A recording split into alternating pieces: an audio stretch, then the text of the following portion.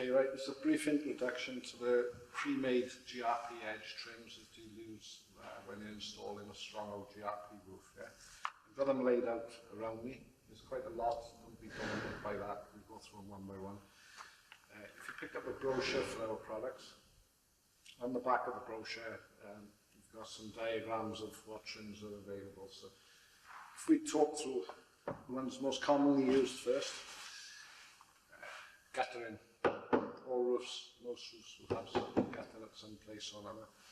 You've got three sizes available with the guttering trim. On the brochure they're the A170, A200 and A250.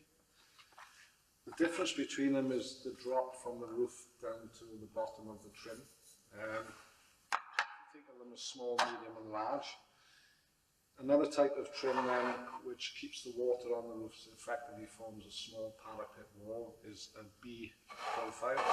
And again, the Bs come in a small, medium or large. And on your brochure, you should see that B230, B260 and B300.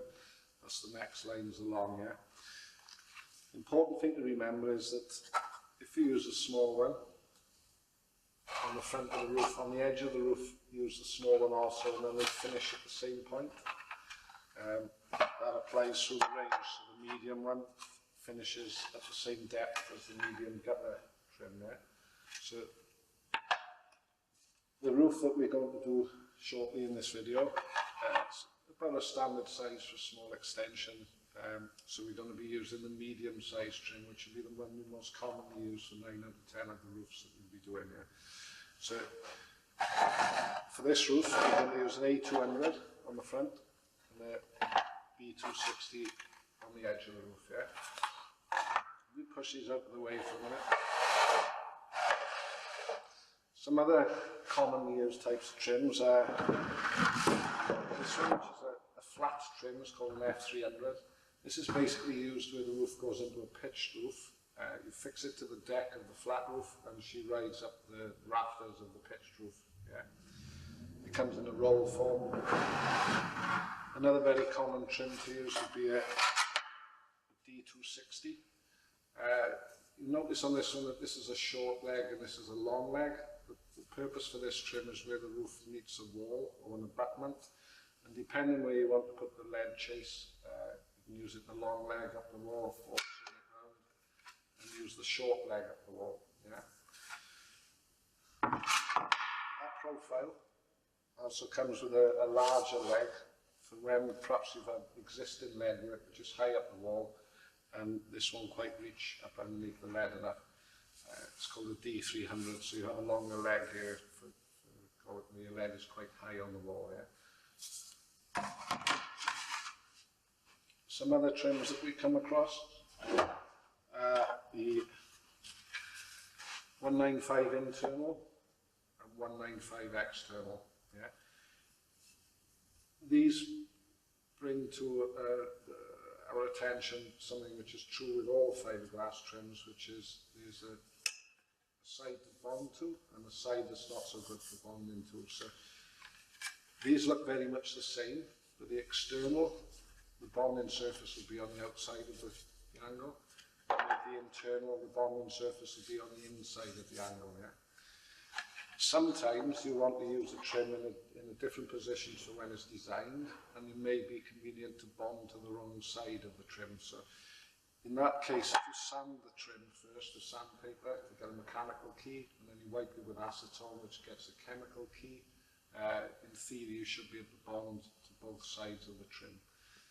It's worth, when you do have a piece of the trim, have a look and start to see if you can recognise the shiny side and the dull side.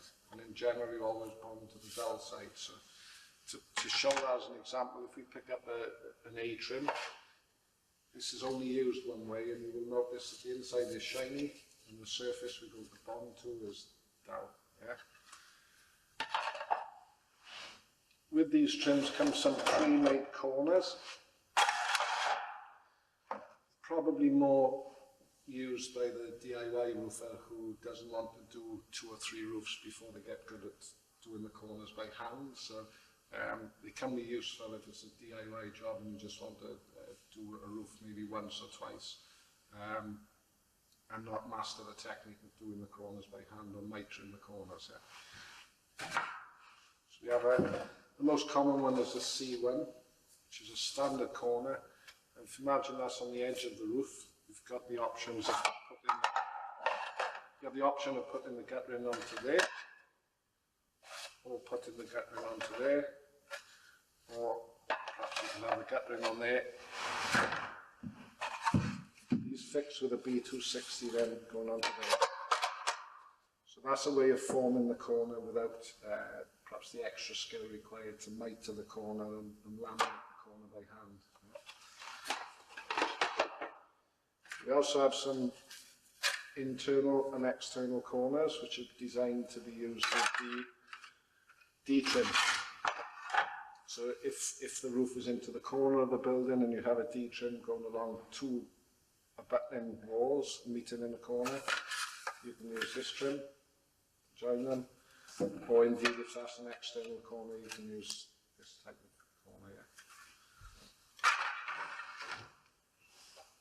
The last product used quite often on larger flat roofs, called an E280. The idea of this product is that basically if the area of the roof is over about 50 square metres or more than 5 or 6 metres on a run, to allow for contraction expansion, it's a good idea to put some cuts into the roof and separate it down into smaller areas. You would use this product to bridge the gap between the two areas. And then when that product gets to the edge of the roof, you would use this product to form from the expansion joint down onto the edge of the roof. Yeah. So for this roof that we're on, we don't use a B trim or a mini parapet trim, but we use the medium size, parapet trim down the far edge. We use the parapet trim, the B260 again, down this edge. We don't use the medium size gutter trim, which is the A200, along the front edge.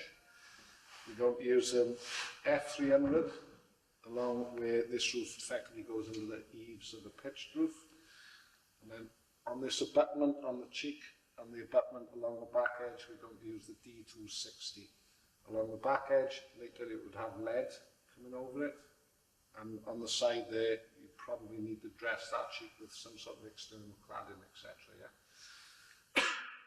Where you've got the options of using lead, in the fiberglass world we have another product which is a replacement for the traditional lead flashing. They basically come in two sizes, which is a 100mm or a 150mm. Again, if the existing lead flashing is quite high. And they also come in two forms. Now the first form is straight finished, and the second form would have a roll on the top which acts as a moisture trap. Be careful using the type of the moisture trap, because if you push it into the chase in the wall and there's debris behind it and you have to take it back out, it can be very difficult. So we tend to favour the type without the moisture trap, which basically finishes straight. Yeah. The advantage of this is basically there's no value to a thief, so it's unlikely to get stolen, which traditional lead is often done, stolen these days. Yeah. So basically, for the purposes of this training video, we're now going to clear all this off. I'm going to get the correct lengths of trim onto the roof to dress the edges of the roof. And then we're going to show you a method of doing a corner by hand and the method of doing a corner using power tools. Yeah. So, see you shortly.